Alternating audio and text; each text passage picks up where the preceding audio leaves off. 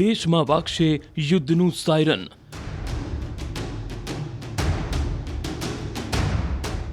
દેશમાં 244માં mock drill.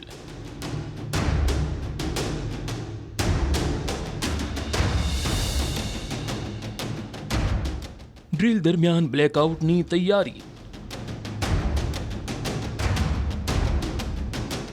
પાકિસ્તાને પહલગામમાં આતંકીઓને મોકલી જેવી રીતે નરસંહાર કર્યો, જેના કારણે તેની દુનિયાભરમાં ફજેતી થઈ રહી છે.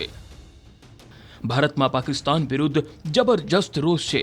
દેશના ખૂણે ખૂણેથી પાકિસ્તાન વિરુદ્ધ કડક કાર્યવાહીની માંગણી ઉઠી રહી છે.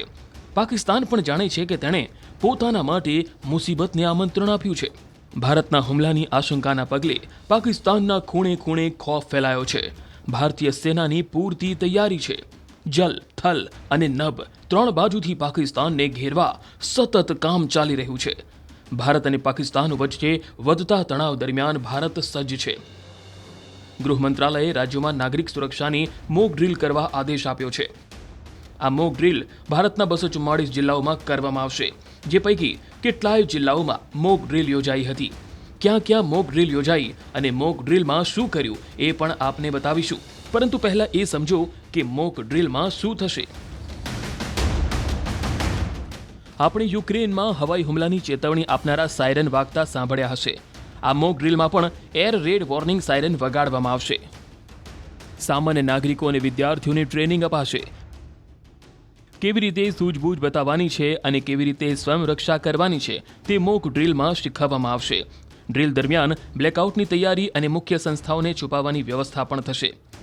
ઇમરજન્સીની સ્થિતિમાં ફસાયેલા હોવા છતાં કેવી રીતે બહાર નીકળી શકાશે તેનો પણ અભ્યાસ કરાશે.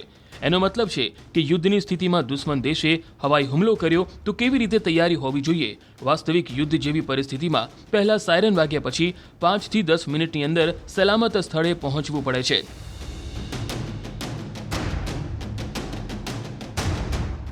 દિલ્હીથી લઈ મુંબઈ, લખનૌથી લઈ અમૃતસર દરેક જગ્યાએ મોક ડ્રીલનું આયોજન છે, જેમાં નાગરિકો અને વિદ્યાર્થીઓને ટ્રેનિંગ અપાઈ. જો અચાનક હુમલો થાય તો શું કરવું તેની સમજ અપાઈ.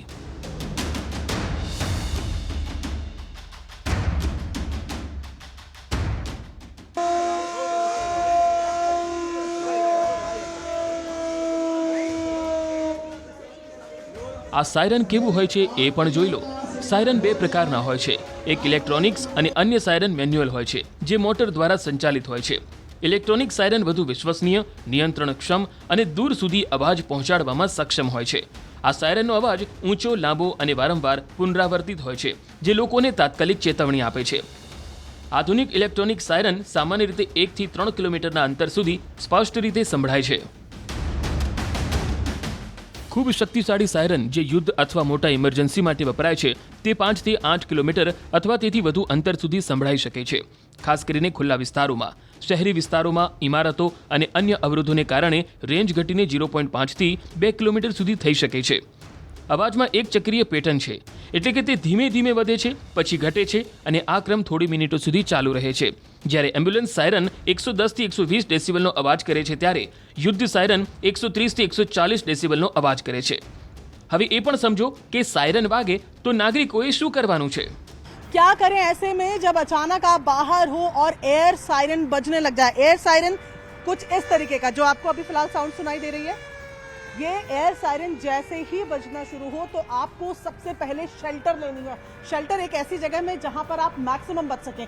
यहाँ पर मैं हूँ और ये 2 दीवारों से मुझे यहाँ शेल्टर मिल जाएगा. ये एक बेटर जगह है बनिस्बत की मैं बाहर खुले में खड़ी रहूँ. यहाँ से थोड़ा आगे हम बढ़ते हैं तो और मोर कवरेज हमें देखनी है जहाँ पर हम बीच में सेफ हो. तो यहाँ मैं आती हूँ तो ये 2 दीवारें मुझे यहाँ सेव कर रही हैं. इसके अलावा छत भी है, तो यहाँ पर मुझे वहाँ की तुलना में थोड़ा सा ज़्यादा सेफ्टी मिल पाएगी. ये एक जगह आपको दिख रही है. ऐसे जैसे ही एयर सायरन बचे तो जैसे ही आपको ये अंदेशा हो जाए कि कुछ भी तरीके की एक्टिविटी हो सकती है, तो आप जाकर सीधा सबवे का सहारा ले सकते हैं. अगर सबवे आसपास नहीं है, अगर आपके आसपास कोई मेट्रो स्टेशन है जो अंडरग्राउंड है, उसकी पूरी टनल आपके लिए सेफ है और ऐसे में आप वहां पर जाकर भी कुछ देर ठहर सकते हैं. આમ સાયરન વાગતા આપણે સુરક્ષિત જગ્યા શોધવાની છે. આજે કેટલાય જિલ્લાઓમાં સ્કૂલમાં બાળકોને ટ્રેનિંગ આપવામાં આવી હતી. तो तस्वीरें देखिए, एक क्लासरूम से दूसरी जगह जा रहे हैं, ये प्रैक्टिस कराई जा रही है कि अगर युद्ध जैसी स्थिति बनती है तो किस तरीके से लेट जाना है। आप तस्वीरों में देखिए किस तरीके से लेटना है, खुद को बचाना है, अपनी जान को बचाना है। और ये स्कूलों में नहीं, मदरसों में भी, मंदिरों में भी, मस्जिदों में भी, हर जगह जो है इसकी रिहर्सल जो है वो करवाई जा रही है। लाइन ऑफ कंट्रोल पे है, जीरो बॉर्डर पे हम लोग मौजूद हैं और इस सीमा पर लोगों ने बहुत ज्यादा तादाद में जो है फायरिंग की आवाजें भी सुनी है, उन चीजों को महसूस किया है, करीब से फायरिंग को महसूस किया है। तो बता दें कि तैयारी पूरी है, कमर इन बच्चों ने कस ली है, देश का भविष्य है, देश की रक्षा करने के लिए तत्पर अपने आप को तैयार कर रहा है। જમ્મુની અલગ અલગ સ્કૂલમાં મોક ડ્રીલનું આયોજન કરાયું હતું, જેમાં વિદ્યાર્થીઓને ટ્રેનિંગ અપાઈ હતી। बच्चों से जानेंगे आपने आज मॉक ड्रिल की, क्या कुछ आपको बताया गया है? मेरा नाम मनप्रीत कौर है। आज हमें ऐसे बताया गया है कि जब अगर कभी फायरिंग या वॉर स्टार्ट होती है तो हमें कैसे बचना है और ऐसे कभी पता नहीं चलता है तो कौन सी जगह है, कैसे है, हमें पोजीशन लेनी है, कहाँ पे छिपने की, ताकि हम बच सकें, हम अपने आप को बचाव कर सकें। ऐसी कोई सिचुएशन आ जाती है, ऐसा कोई मौका आ जाता है? हाँ, हमें काफ़ी ज़्यादा इसका फ़ायदे हैं। अगर कोई बम ब्लास्ट वगैरह हो तो उसकी वजह से हमें कोई प्रॉब्लम ना हो। મોક ડ્રીલ દ્વારા હુમલા માટે લોકોને જાગૃત કરાશે।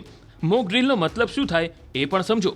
હુમલા દરમિયાન નાગરિકોની સુરક્ષાને સુનિશ્ચિત કરવી, હુમલાની ચેતવણી આપતા સાયરનનું ટેસ્ટિંગ કરવું, સાયરન વાગતા લોકો ભયભીત ન થાય તેના માટે જાગૃત કરવા, વાયુસેના સાથે હોટલાઇન, રેડિયો સંચાર લિંકનું ટેસ્ટિંગ, હુમલાથી બચવા માટે છુપાવા અને સેફ ઝોન સુધી પહોંચવાની ટ્રેનિંગ, હુમલાની સંભવિત જગ્યાઓને ખાલી કરવાનો અભ્યાસ। એટલે એટલું તો નક્કી છે કે આ વખતે પાકિસ્તાનને પાઠ ભણાવવાની તૈયારી ચાલી રહી છે અને એટલે જ દેશભરમાં મોક ડ્રીલ કરાવાઈ રહી છે।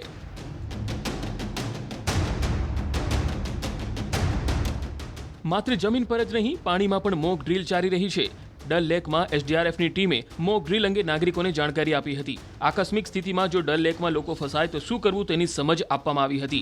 यहाँ पर किस तरीके से अलग अलग मॉक ड्रिल्स के जो पार्ट्स होते हैं वो इस वक्त सामने दिखाए जा रहे हैं, जिसमें नए इक्विपमेंट्स जो है एसडीआरएफ के उनको कैसे इस्तेमाल किया जा सकता है अगर किसी भी तरीके की ऐसी संभावना होती है कि डल के अंदर कोई ऐसा बड़ा हादसा हो जाए किसी भी कारण की वजह से, जिसमें हाउस बोट्स जो है यहाँ पे आपको बताते चलें करीबन 940 हाउस बोट्स हैं नगीन और डल के अंदर, और कई सारे ऐसे गांव हैं, कई सारे ऐसी बस्तियां हैं जो डल के अंदर है, तो हेवीली पॉपुलेटेड है डल भी। अगर ऐसी कोई हालत होती है तो उस टाइम पे कैसे इवैक्यूएट किया जा सकता है। આ ઉપરાંત પાણીમાં કોઈ વ્યક્તિ પડી જાય છે તો તેને કેવી રીતે બચાવવો અથવા તો પાણીમાં પડ્યા પછી કેવી રીતે સુરક્ષિત બહાર આવવું તેની પણ સમજ આપવામાં આવી હતી। डूब जाता है तो किस तरीके से आसानी से आप घर में अगर आपके पास कैन्स है और लकड़ी है उसको आप एज अ फ्लोटर यूज कर सकते हैं और आप पानी में देखिए किस तरह से स्थिर रह सकते हैं, पानी के अंदर डूबेंगे नहीं आप।